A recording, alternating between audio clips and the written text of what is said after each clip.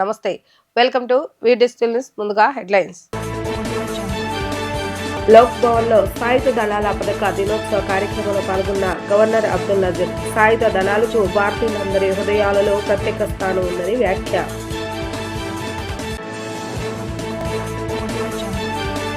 కేంద్ర మంత్రి నితిన్ గడ్కరీతో ముఖ్యమంత్రి చంద్రబాబు నాయుడు భేటీ. కృష్ణానదిపై 6 లైన్ల ఐకానిక్ వంతెన నిర్మాణాన్ని కేంద్రమే చేపట్టాలని విజ్ఞప్తి. జనసేన ఎమ్మెల్యేలతో ఉప ముఖ్యమంత్రి పవన్ కళ్యాణ్ భేటీ. నియోజకవర్గాల్లో అభివృద్ధి, ఉపాధికి ఉన్న అవకాశాలను గుర్తించాలని నేతలకు దిశానిర్దేశం. భారత సాయుధ దళాలకు భారతీయులు అందరి హృదయాలలో ఒక ప్రత్యేక స్థానం ఉందని గవర్నర్ జస్టిస్ అబ్దుల్ నజీర్ అన్నారు. ప్రతి సంవత్సరం సాయుధ దళాల పథక దినోత్సవం డిసెంబర్ 7వ తేదీన జరుపుకుంటామని అన్నారు. వారి శౌర్యం, విధి పట్ల అంకితభావం, అత్యున్నత స్థాయి నైపుణ్యానికి అభివందనం చేయడానికి ఒక ప్రత్యేక సందర్భం అని ఆయన అన్నారు. లోక్ భవన్లోని దర్బార్ హాల్లో జరిగిన సాయుధ దళాల పథక దినోత్సవ కార్యక్రమంలో గవర్నర్ అబ్దుల్ నజీర్ ముఖ్య అతిథిగా పాల్గొన్నారు. ఈ సందర్భంగా ఆయన మాట్లాడుతూ ఆంధ్రప్రదేశ్ ప్రభుత్వం సైనిక సంక్షేమ శాఖ వారి సమస్యలను పరిష్కరించడానికి పూర్తిగా కట్టుబడి ఉన్నామని గవర్నర్ చెప్పారు. భారత సాయుధ దళాలకు భారతీయులు అందరి హృదయాల్లో ఒక ప్రత్యేక స్థానం ఉందని గవర్నర్ జస్టిస్ అబ్దుల్ నజీర్ అన్నారు. ప్రతి సంవత్సరం సాయుధ దళాల పథక దినోత్సవం డిసెంబర్ 7వ తేదీన జరుపుకుంటామని అన్నారు. వారి శౌర్యం, విధి పట్ల అంకితభావం, అత్యున్నత స్థాయి నైపుణ్యానికి అభివందనం చేయటానికి ఒక ప్రత్యేక సందర్భం అని ఆయన అన్నారు. సైనిక సంక్షేమ శాఖ మాజీ సైనికుల కోసం అమలు చేస్తున్న సంక్షేమ చర్యల సంకలనం అయిన మార్గదర్శిని విడుదల చేశారు. అనంతరం మేజర్ టిఎస్టి భరద్వాజ్ తండ్రి టి ఉపేంద్ర కుమార్ నాయక్, వై రాజు భార్య వై గౌతమి, వహల్దార్ వి సుబ్బయ్య భార్య జి లీలావతి, ఎస్డబ్ల్యూఆర్పి కార్తిక్ తల్లి పి సెల్వి, హవల్దార్ జి శివశంకర్ భార్య జి లక్ష్మి, శౌర్య పురస్కార గ్రహీతలు lieutenant colonel P Mastan Reddy, SM group captain Abdul Rehman, VSM విశిష్ట విజేతలు colonel Kolasani Srinivas, captain CDNV ప్రసాద్లను సన్మానించి నగదు బహుమతులను అందజేశారు. On the occasion of Armed Forces Flag Day, I extend my warm greetings and best wishes to all the armed forces personnel and their families. Indian armed forces hold a special place in the hearts of all Indians. The Armed Forces Flag Day is observed on 7th December every year, and it is a special occasion to salute their valor, devotion to duty, and professionalism of highest order, not only against the external but also the internal threats. They fought many wars thrust on us by our adversaries and made supreme sacrifice at their altar of duty. The armed forces personnel not only protect our frontiers, but they always come to our rescue when the nation faces difficult situations like internal disturbances, natural calamities, floods, earthquakes, train accidents, etc. On this special occasion, I salute the armed force personnel of Andhra Pradesh who sacrifice their lives at the altar of duty for their valor and professionalism of the highest order. The nation is always indebted to them and owes a debt of gratitude. I deem it my privilege and honor to be amongst you all today and to felicitate the Veer Naris of our state who have lost their dear ones and those who are disabled in the service of the nation while safeguarding our motherland. We are proud of the Gallantry Award winners for their acts of bravery and distinguished service. I also appreciate the employees of the Government of Andhra Pradesh who have donated their yearly contribution to the corpus of Armed Forces Flag Day Fund. This fund will be utilized to alleviate distress amongst ex-servicemen, widows of ex-servicemen, and their families in Andhra Pradesh, in addition to providing amenities to serving personnel and the families of armed forces. And I must tell you, Lok Bhavan, now no more Raj Bhavan, right? Lok Bhavan is also doing its best to help them with all our limitations. అమరావతిని ఇతర నగరాలతో కలిపేలాగా హైవేల network అనుసంధానించాలని కేంద్ర మంత్రి Nitish గడ్కరీని CM Chandrababu Naidu కోరారు. హైవేల network బలోపేతంలో Gadkari కృషిని CM కొనియాడారు. వివిధ ప్రాంతాల కనెక్టివిటీతో ఆర్థిక ప్రగతికి సూచిగా హైవేలు నిలిచాయని అన్నారు. గ్రీన్ఫీల్డ్ నగరం అమరావతికి హైవేలతో నెట్వర్క్ ఏర్పాటు చేయాలని, కృష్ణా నదిపై 6 లైన్ల ఐకానిక్ వంతెన నిర్మాణాన్ని కేంద్రమే చేపట్టాలని విజ్ఞప్తి చేశారు. ముఖ్యమంత్రి నారా చంద్రబాబు నాయుడు ఢిల్లీలో పలు కేంద్ర మంత్రులను కలిశారు. ఈ సందర్భంగా కేంద్ర మంత్రి నితిన్ గడ్కరీని కలిశారు. విజయవాడ, హైదరాబాద్, చెన్నై, కోల్కతా కారిడార్తో అమరావతిని కలుపుతుందన్న CM Hyderabad Amaravati greenfield highway high speed access కలుస్తుందని అన్నారు. ఇది ప్రజల ప్రయాణ సమయాన్ని బాగా తగ్గిస్తుందని చెప్పారు. అమరావతిని హైవే గ్రిడ్లో మొబిలిటీ కేంద్రం, లాజిస్టిక్స్ నోడ్గా మారుస్తుందని వెల్లడించారు. రాజధానికి కీలకమైన ఐకానిక్ బ్రిడ్జికి కేంద్రం పూర్తి సహాయం చేయాలని కేంద్ర మంత్రి నితిన్ గడ్కరీని చంద్రబాబు నాయుడు కోరారు. నియోజకవర్గాల్లో అభివృద్ధి, ఉపాధికి ఉన్న అవకాశాలను గుర్తించి వాటిని ముందుకు తీసుకువెళ్లే విధంగా ప్రణాళికలు సిద్ధం చేయాలని జనసేన అధినేత డిప్యూటీ సీఎం పవన్ కళ్యాణ్ స్పష్టం చేశారు. ఎమ్మెల్యేగా ఉన్న కాలంలో మనం చేసిన అభివృద్ధి నియోజకవర్గ చరిత్రలో చిరస్థాయిగా నిలిచిపోవాలనే తపనతో పనిచేయాలని అన్నారు. పనితీరు ప్రజలు మెచ్చేలాగా ఉండాలని దిశానిర్దేశం చేశారు. జనసేన ఎమ్మెల్యేలతో ముఖాముఖి సమావేశాల భాగంగా ఉప ముఖ్యమంత్రి పవన్ కళ్యాణ్ 9 మందితో భేటీ అయ్యారు. వారి నియోజకవర్గాల్లో చేపట్టిన అభివృద్ధి, సంక్షేమ ఫలాల అమలు, నడుస్తున్న ప్రాజెక్టులపై చర్చించారు. నిత్యం ప్రజలకు అందుబాటులో ఉంటూ వారికి ఏం కావాలో తెలుసుకోవడానికి అధిక ప్రాధాన్యత ఇవ్వాలని సూచించారు. అర్జీల పరిష్కారానికి పెద్దపీట వేయాలని, ప్రతి నియోజకవర్గం ఆర్థికంగా బలోపేతం కావాలని అన్నారు. మౌలిక వసతుల కల్పనతో పారిశ్రామిక అభివృద్ధికి అనువైన వాతావరణం కల్పించాలని, యువతకు ఉద్యోగ ఉపాధి అవకాశాలు పెంచడంపై ప్రత్యేక దృష్టి సారించాలని సూచించారు. పాలనా సంబంధిత అంశాలతో పాటు పార్టీ కార్యక్రమాల నిర్వహణకు ప్రాధాన్యత ఇవ్వాలని తెలిపారు. జన సైనికులు, వీర మహిళలతో ఎప్పటికప్పుడు చర్చించాలని, కూటమి స్ఫూర్తిని బలంగా నింపాలని కోరారు. స్థానిక ఎన్నికలకు సమాయత్తం కావాలని పిలుపునిచ్చారు. పార్టీ నిర్వహణ వ్యవహారాల్లో మచిలీపట్నం పార్లమెంట్ పరిధిలో చేపట్టిన పిఠాపురం ఫార్ములా అనుసరించాలని స్పష్టం చేశారు. తమ నియోజకవర్గాల్లో చేపట్టాల్సిన పనులు, ప్రాజెక్టులపై ఎమ్మెల్యేలు ఆయనకు ప్రతిపాదనలు సమర్పించారు. రెడ్ బుక్స్ కోసం పోలీసులు పనిచేస్తే తప్పేముందంటూ మంత్రి నారా లోకేష్ ప్రశ్నించారు. చట్టవిరుద్ధంగా వ్యవహరించిన వారిని రెడ్ బుక్ లో చేరుస్తామని తాను గతంలోనే చెప్పానని అన్నారు. రాష్ట్రంలో రాజారెడ్డి రాజ్యాంగం పోయి అంబేద్కర్ రాజ్యాంగం అమలవుతుందని, ఇప్పుడు పోలీసులు చట్ట ప్రకారం పనిచేస్తున్నారని ఆయన స్పష్టం చేశారు. రాజమహేంద్రవరంలో పట్టణ నియోజకవర్గ కార్యకర్తల సమావేశంలో మంత్రి నారా లోకేష్ మాట్లాడుతూ, ఈ మధ్య వారు ఎగిరెగిరి వస్తున్నారు, రప్ప రప్ప అంటున్నారు. మేం 2 రప్పలిస్తాం. రెడ్ బుక్ లో కేవలం 3 పేజీలే అయ్యాయి, ఇంకా చాలా ఉన్నాయి. ఎవరికి ఎప్పుడు ముహూర్తం పెట్టాలో నాకు బాగా తెలుసు అంటూ హెచ్చరించారు. చట్టాన్ని ఉల్లంఘించిన వారిని కూటమి ప్రభుత్వం వదిలిపెట్టదని అన్నారు. రెడ్ బుక్ దెబ్బకు ఒకరికి గుండెపోటు వస్తే మరొకరు చేయి విరగొట్టుకున్నారని ఎద్దేవా చేశారు. వైఎస్ఆర్సీపీ కుట్రల పట్ల ప్రభుత్వంతో ప్రజలు కూడా అప్రమత్తంగా ఉండాలని సూచించారు.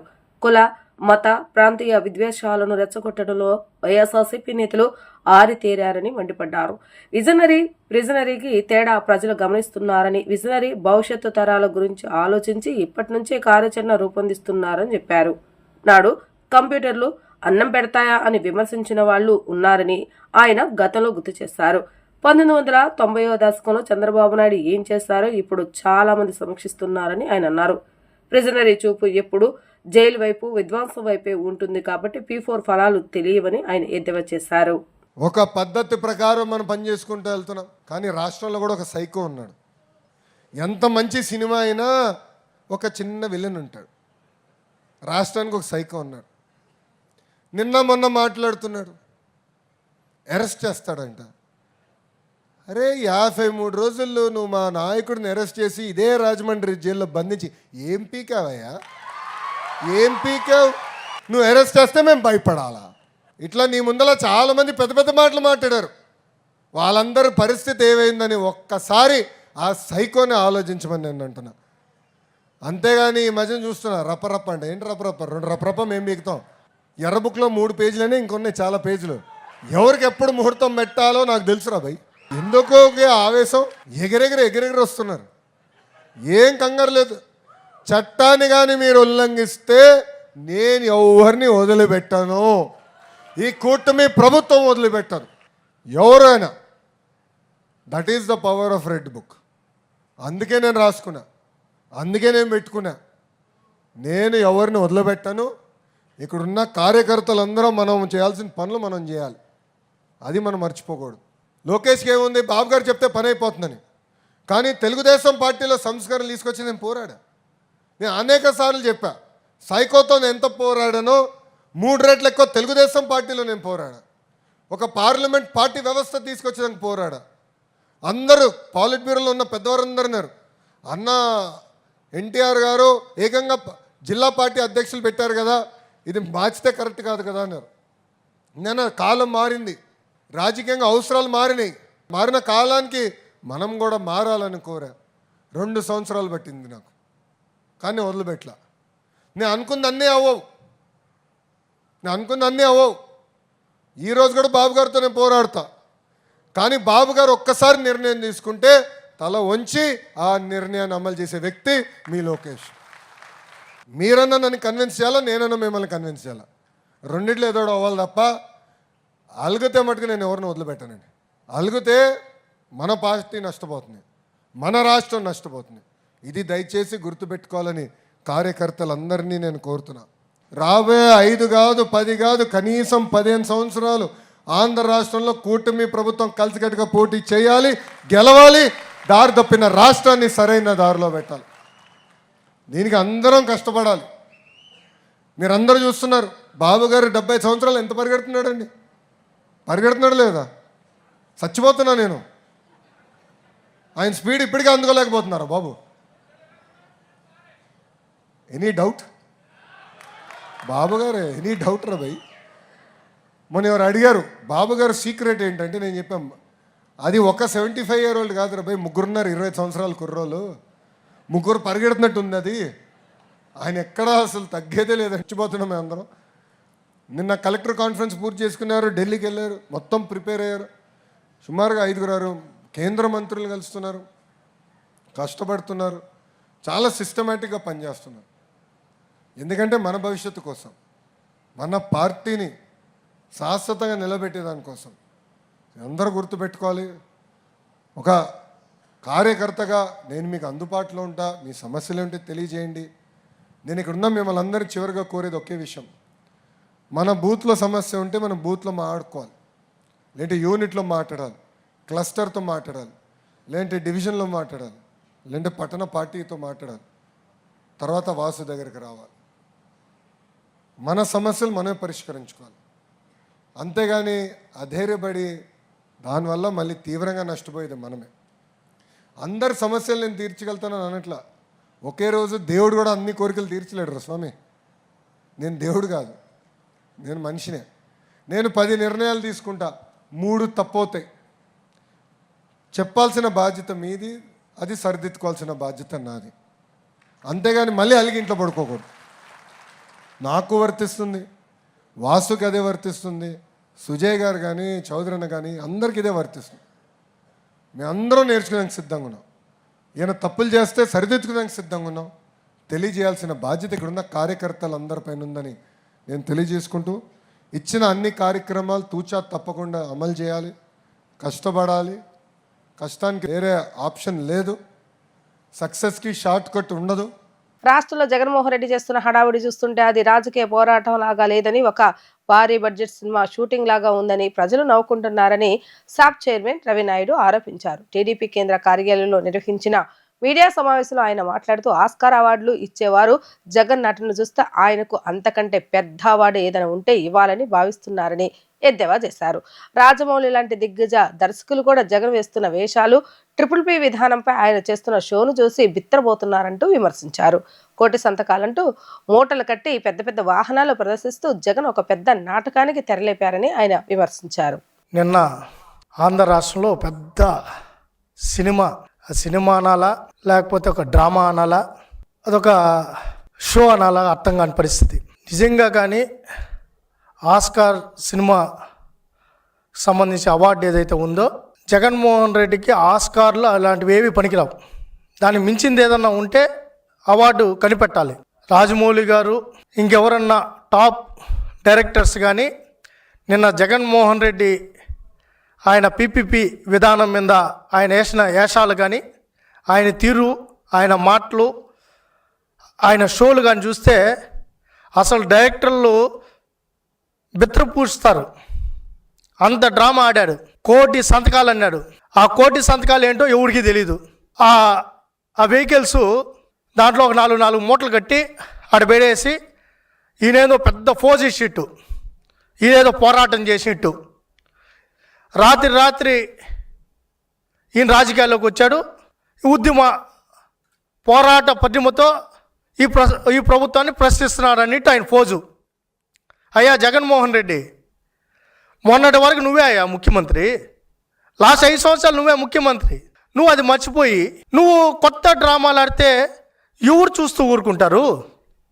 పీపీపీ విధానాన్ని వ్యతిరేకిస్తున్నా అని చెప్పావు.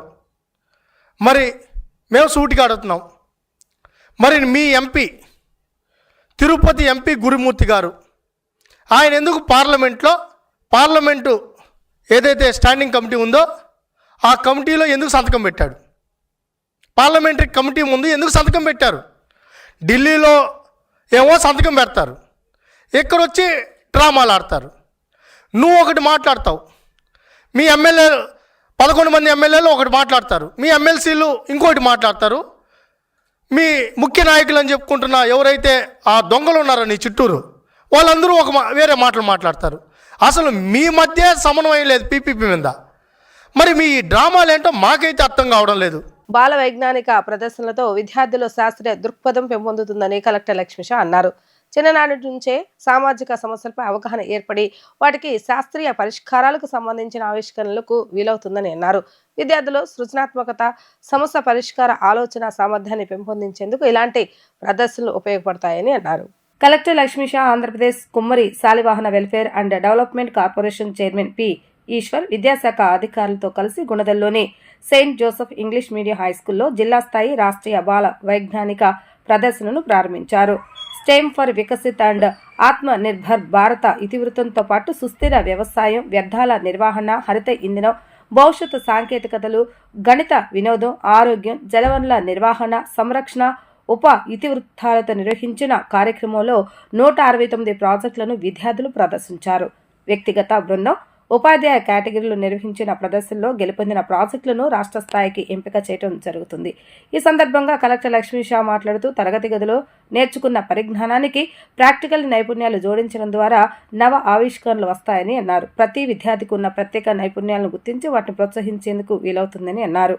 కెరీర్లో ఉన్నతంగా ఎదిగేందుకు స్పష్టమైన లక్ష్యాలు నిర్దేశించుకొని వాటిని చేరుకునేందుకు ప్రభుత్వం చేయూతనిస్తుందని, ఇందుకు ముఖ్యమంత్రికి, మంత్రివర్యులకు ధన్యవాదాలు తెలియజేస్తున్నట్లుగా తెలిపారు. నేడు మనం ఉపయోగిస్తున్న మొబైల్స్ కు సంబంధించి 7 నోబెల్ ఆవిష్కరణలు ఉన్నాయంటే సైన్స్ శక్తి సామర్థ్యం ఏమిటో తెలుస్తుందని అన్నారు.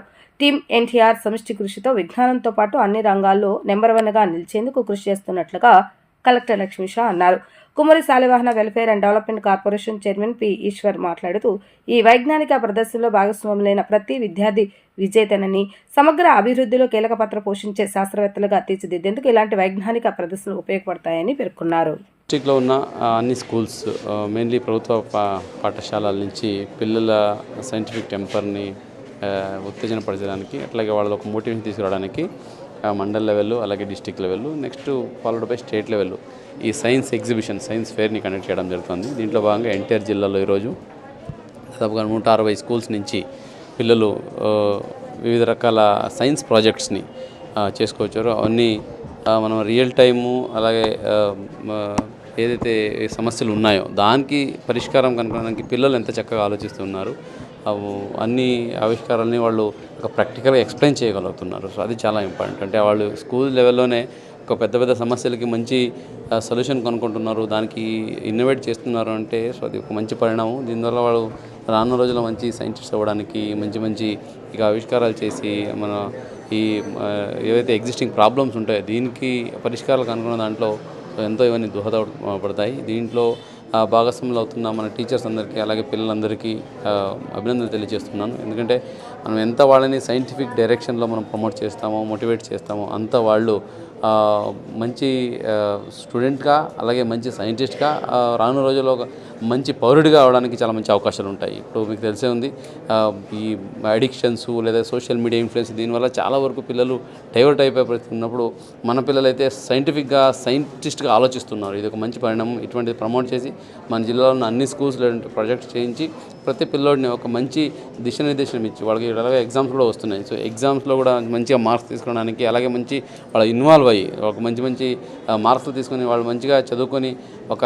ఉన్నత స్థాయికి ఎదగడానికి ఇది దోహదపడుతుందని భావిస్తూ ఈ కార్యక్రమాన్ని మన జిల్లాలో ఆర్గనైజ్ చేయడానికి అవకాశం ఇచ్చిన ఆ సెక్రటరీ గారికి అలాగే ఇటువంటి మంచి వినూత్న కార్యక్రమాన్ని మన రాష్ట్రంలో చేపడుతున్న గౌరవ ముఖ్యమంత్రి గారికి అలాగే గౌరవ ఎడ్యుకేషన్ మినిస్టర్ గారికి ధన్యవాదాలు తెలియజేసుకుంటూ ఇది బిగినింగ్ మాత్రమే. ఇటువంటి మరెన్నో కార్యక్రమాలు మన జిల్లాలో కూడా చేద్దాము. చేసి ప్రతి ఒక్కరిని మోటివేట్ చేసి we want to see each and every students of our district to be a role model for the కంట్రీని ఈ సందర్భంగా తెలియజేసుకుంటున్నాను. ఆంధ్రప్రదేశ్కు ప్రత్యేక హోదా విభజన హామీలను తక్షణమే అమలు చేయాలని ప్రత్యేక హోదా విభజన హామీల సాధన సమితి చలసాని శ్రీనివాస్, తులసిరెడ్డి, సిహెచ్ బాబురావు, దోనేపూడి శంకర్ డిమాండ్ చేశారు. గాంధీనగర్ ప్రెస్ క్లబ్లో నిర్వహించిన మీడియా సమావేశంలో వారు మాట్లాడుతూ ఉమ్మడి ఆస్తులలో రాష్ట్రానికి రావాల్సిన 1,00,000 కోట్ల వాటా విస్మరించబడిందని విమర్శించారు. కడప ఉక్కు కర్మాగారం, రామయ్యపట్నం, మేజర్ పోర్ట్ వంటి హామీలు అమలు కాలేదని చెప్పారు. రాష్ట్రాన్ని కార్పొరేట్, ఆదాని వంటి వర్గాలకు అప్పగిస్తున్నారంటూ ఆరోపించారు. రాష్ట్రంలో కూటమి ప్రభుత్వం PPP పేరుతో విద్య, వైద్యం ప్రైవేటీకరణ చేయాలని చూస్తుందని అన్నారు. గ్యాస్, విద్యుత్ వంటి సహజ వనరులు కార్పొరేట్లకు రాయితీలు ఎందుకు అని ప్రశ్నించారు. ప్రత్యేక హోదా ఆంధ్రుల చట్టబద్ధమైన హక్కు, ఇది ముగిసిన అధ్యాయం కాదన్నారు. జనవరి రాష్ట్ర వ్యాప్తంగా ఉద్యోగ సంఘాలు, ఉపాధ్యాయ సంఘాలు, ప్రజా సంఘాలను కలుపుకొని భారీ ఉద్యమం చేపడతామని చెప్పారు. రాష్ట్ర భవిష్యత్తు కోసం పోరాటం కొనసాగుతుందంటూ స్పష్టం చేశారు. టీడీపీ, జనసేన, బీజేపీ, వైసీపీ అందరూ 100% మంది బలపరిచారు. ఏమి తీసుకొచ్చారు మీరు బలపరిచి? భజన చేస్తే ఆంధ్రప్రదేశ్ బాగుపడదు, నిలదీస్తే ఆంధ్రప్రదేశ్కి మేలు జరుగుతుంది. ఈ నిలదీసేటువంటి దమ్ము ఈ పక్షాలు అధికార కూటమికి ఎలాగో లేదు. ప్రతిపక్షం మాట్లాడట్లా. ఇప్పటికైనా నోరు విప్పండి. మేము అడుగుతున్నాం, ఈ పార్లమెంటు సమావేశాల్లో ఆంధ్రప్రదేశ్ రాజధానిగా అమరావతిని గుర్తిస్తూ చట్టం చేస్తారు, గెజెట్ లో ప్రకటన చేస్తున్నారు, అయిపోయింది అన్నారు 11 ఏళ్ల తర్వాత, 18 ఏళ్ల ఈ పాలనలో. ఇప్పుడు కనీసం ఈ పార్లమెంటు సమావేశాల్లో నిధుల సంగతి సరే, చట్టం చేసే దిక్కు కూడా లేకుండా పోతే ఏం చేస్తున్నారు మీరు? వాళ్ళ ప్రభుత్వంలో ఉండి అడుగుతా ఉన్నాం. ముఖ్యమంత్రి గారు, ఉప ముఖ్యమంత్రి గారు తమిళనాడు వెళ్ళి, కర్ణాటక వెళ్ళి సనాతనవాదం మాట్లాడటం కాదు, ఢిల్లీ వెళ్ళి మాట్లాడండి. మాకు రాజధానికి ప్రపంచ బ్యాంక్ అప్పు మీరు ఇప్పించాల్సిన అవసరం. రాజధానికి వాళ్ళ 1,00,000 కోట్లు కావాలంటున్నారు. విభజన చట్ట ప్రకారం అది ఆంధ్రప్రదేశ్ ప్రజల హక్కు. అమరావతి మీద మొసలు కన్నీరు కార్చడం కాదు. ఏ మూలైనా సరే ఒక బడ్డీ కొట్టాడు మన తెలుగు బిడ్డ ఒకటి పెట్టుకుంటే 8 రూపాయలు చెప్పిన చేస్తారు కదా మీరు. ఎందుకంటే ఆ మార్వాడి గారి ఫ్యాక్టరీ ఇస్తున్నారు. ఆంధ్రప్రదేశ్ ప్రజలు పట్టిన పన్నుల్లోంచి పొళ్ళేరు కొట్టి వసూలు చేసిన పన్నుల్లోంచి వాళ్ళకి రాయితీలు ఇస్తారా? ఛాలెంజ్ చేస్తారా మీరు వైట్ పేపర్ ఇవ్వండి. మేము పెట్టుబడి వద్దంట్లా, కానీ మా ప్రజల పొళ్ళేరు కొట్టి మీ ఇంట్లో కరెంట్ ఎంత కడుతున్నారు? మీ దగ్గర నుంచి దెబ్బ కొట్టి కాకులు కొట్టి గద్దరు చేస్తారా అనే సామెత కాబట్టి సామాన్యులు కొట్టి మీకు ఆదాని గారు అంటే కంపెనీ కార్పొరేట్ వ్యాపారాలు తాకట్టు పెడతానంటే ఛాలెంజ్ చేస్తున్నా. మీకు నిజాయితీ ఉంటే చెప్పండి. కానీ ఎన్ని రాష్ట్ర ప్రజలు కట్టిన పన్నుల్లోంచి ఎన్ని మార్వాడీలకి, గుజరాతీలకి ఇస్తున్నారో చెప్పండి.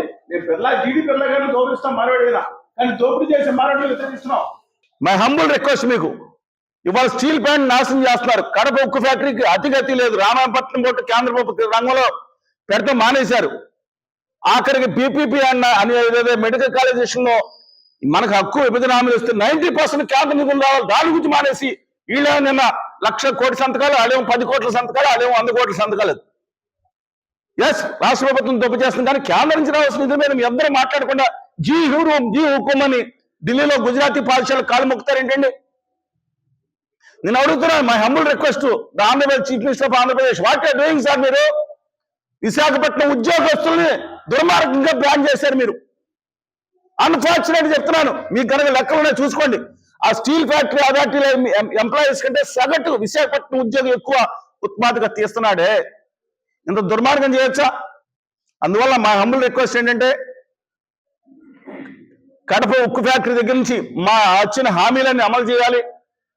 విశాఖపట్నం రైల్వే జోన్లు కూడా గుజ్జు తీసేసిన టాంక్ ఇచ్చినట్టు వాళ్ళేమో ముఖ్యమైన 90% ఆదాయం వచ్చే కేకేలైన్ పీకేసి ఇచ్చేసేయడం జరిగింది. ఇవాళ యువతకు ఉపాధి లేకుండా ఉంది. అందువల్ల కనీసం 10 లక్షల మంది, దాంతోపాటు గౌరవనీయులు ఆర్య సనాతనవాది కళ్యాణ్ బాబు గారు ఒక మాట చెప్పారు, ప్రతి కాన్స్టిట్యున్సీలో 500 మందికి 10 లక్షల రూపాయలు చొప్పున ప్రత్యేక హోదా వస్తే ఇది కూడా ఎంత ఉపయోగపడుతుంది. దాదాపు ఇది 2వ సంవత్సరం వచ్చింది, 5 సంవత్సరాలు ఇస్తే దాదాపు 2 లక్షల మందికి అది కూడా సపోర్ట్ వస్తుంది. ట్రిపుల్ పి పద్ధతి తీసుకురావడం ద్వారా కూటమి ప్రభుత్వం తప్పు చేసినట్లుగా మంత్రి సత్యకుమార్ భావిస్తున్నట్లుందని సిపిఐ జాతీయ కార్యదర్శి కె రామకృష్ణ వ్యాఖ్యానించారు. దేశంలో ఏ రాష్ట్రంలో లేని విధంగా మెడికల్ కాలేజీల ట్రిపుల్ పికి చంద్రబాబు నాయుడు ప్రభుత్వం తెరలేపిందని ఆయన ఆరోపించారు. దాసరి భవన్లో నిర్వహించిన మీడియా సమావేశంలో సిపిఐ జాతీయ కార్యదర్శి కె రామకృష్ణ మాట్లాడుతూ భూమి, భవనాల నిర్మాణం, వనరులు, సిబ్బంది జీతాలు, ఇతర ఖర్చులకు ప్రభుత్వమే నిధులు సమకూర్చి లాభాలు మాత్రమే ప్రైవేటు శక్తులకు వచ్చే ఏర్పాటు చంద్రబాబు నాయుడు ప్రభుత్వం చేస్తుందంటూ ఆరోపించారు. దేశంలో ఏ రాష్ట్రంలో లేని విధంగా మెడికల్ కాలేజీలను ట్రిపుల్ పికి చంద్రబాబు నాయుడు ప్రభుత్వం తెరలేపిందని చెప్పారు. ఉపాధి హామీ పథకానికి మోడీ ప్రభుత్వం మహాత్మా గాంధీ పేరు తొలగించిందని, మహాత్మా గాంధీకి ప్రపంచంలోని కీర్తి ప్రతిష్టలున్నాయని చెప్పారు. ఉపాధి హామీ పథకానికి తూట్లు పొడిచేందుకే పేరు మార్పు సవరణలు తీసుకుని వచ్చిందని ఆరోపించారు. ఈ విధానాలు నిరసిస్తూ డిసెంబర్ 22వ తేదీన దేశవ్యాప్తంగా వామపక్ష పార్టీల ఆధ్వర్యంలో నిరసన చేపడుతున్నట్లుగా తెలిపారు. ఈ నిరసనలో ప్రజలు పెద్ద ఎత్తున పాల్గొని జయప్రదం చేయాలని పిలుపునిచ్చారు. హెల్త్ మినిస్టర్ సత్యకుమార్ గారు ఆయన జైలు పోవడానికి కూడా సిద్ధమైనట్లుగా ప్రకటన ఇచ్చాడు.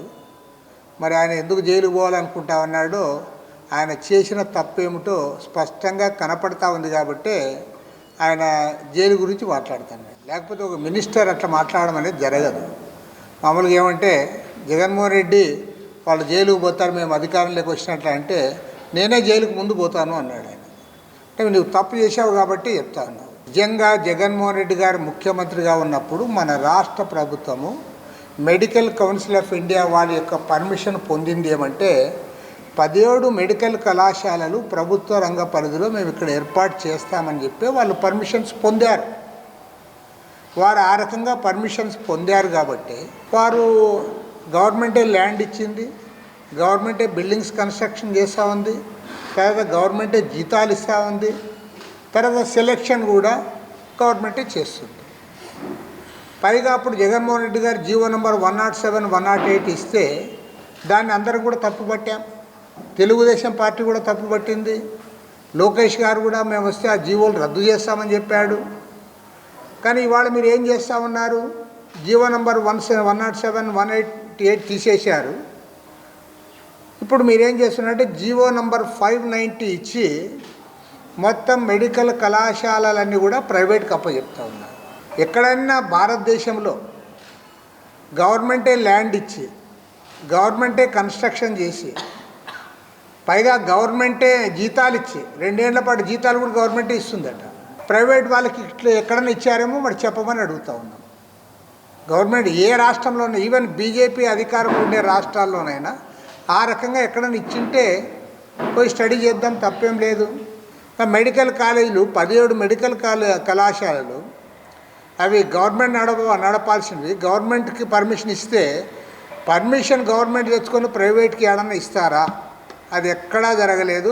ఓన్లీ ఇన్ ఆంధ్రప్రదేశ్ జరుగుతూ ఉంది. కాబట్టి ఏమంటే దీన్ని పూర్తిగా తప్పుపడతా ఉన్నాం. ప్రభుత్వం ప్రతిష్టకు పోకుండా జీవో నంబర్ 590ని విత్డ్రా చేసుకొని కొద్దిగా లేట్గా చేయండి, తప్పేం లేదు.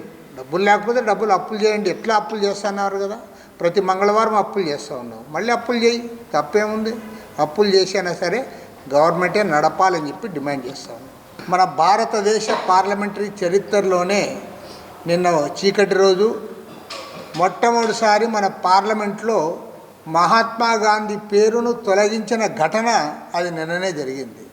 గ్రామీణ ఉపాధి హామీ పథకానికి మహాత్మా గాంధీ గారి పేరుంటే ఆ పేరును కూడా తొలగించారంటే వీళ్ళు ఎంత దుర్మార్గానికి పాల్పడతా ఉందో దీన్ని బట్టి అర్థమవుతూ ఉంది. ఎందుకంటే మహాత్మా గాంధీ గారు అంటే ఒక భారతదేశంలోనే కాదు ప్రపంచవ్యాప్తంగా ఎంతో గొప్ప పేరు ప్రతిష్టలు, మహాత్ముడు అని పిలిపించుకున్న వ్యక్తి. ఆయన పేరునే మీరు తొలగిస్తూ ఉన్నారు. పైగా మీరు చేస్తున్నది ఏమంటే గ్రామీణ ఉపాధి హామీ పథకం ద్వారా గత 20 సంవత్సరాలుగా గ్రామీణ ప్రాంతాల్లో వ్యవసాయ కూలీలు, చేతి వృత్తుల వారు, ఇతర పేద ప్రజలు ఏదైతే ఉపాధి పొందుతూ ఉన్నారో దాన్ని ఇవాళ నిర్వీర్యం చేస్తూ ఉన్నారు. దాని గతంలో ఒక హక్కుగా ఉన్నదాన్ని, ఆ చట్టాన్ని ఇవాళ ఒక సెంట్రల్ గవర్నమెంట్ స్కీమ్గా దాన్ని మార్చేశారు. మీరు దానికి ఉన్న క్రెడిబిలిటీ మొత్తాన్ని కూడా మీరు తొలగించారు. రెండోది అంటే ఆటోమేటిక్గా అది నిర్వీర్యం కావడానికి మీరు ఇవాళ ఏదైతే కేంద్ర ప్రభుత్వం 90% నిధులు ఇస్తూ ఉందో దాన్ని కుదించి 60% తగ్గించారు. అంటే రాష్ట్ర ప్రభుత్వాలు 40% వారు భరించాలని చెప్తా ఉన్నారు. నేను గ్యారంటీ చెప్తా, ఆంధ్రప్రదేశ్ లాంటి రాష్ట్రాలు, అనేక రాష్ట్రాలు రాబోయే రోజుల్లో ఈ గ్రామీణ ఉపాధి హామీ పథకాన్ని అమలు చేయవు. వార్తలు ముగించే ముందు హెడ్లైన్స్ మరొకసారి. లోక్ భవన్లో సాయుధ దళాల పథక దినోత్సవ కార్యక్రమంలో పాల్గొన్న గవర్నర్ అబ్దుల్ నజీర్. సాయుధ దళాలకు భారతీయులందరి హృదయాలలో ప్రత్యేక స్థానం ఉందని వ్యాఖ్య.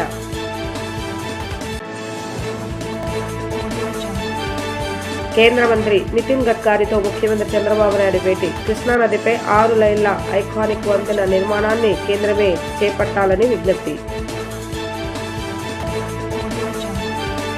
జనసేన ఎమ్మెల్యేలతో ఉప ముఖ్యమంత్రి పవన్ కళ్యాణ్ భేటీ. నియోజకవర్గాల్లో అభివృద్ధి, ఉపాధికి ఉన్న అవకాశాలను గుర్తించాలని నేతలకు దిశానిర్దేశం. ఇవి ఈరోజు వార్తా విశేషాలు. మరలా తిరిగి ప్రసారమయ్యే వార్తలు మళ్ళీ కలుద్దాం. అంతవరకు సెలవు. నమస్కారం.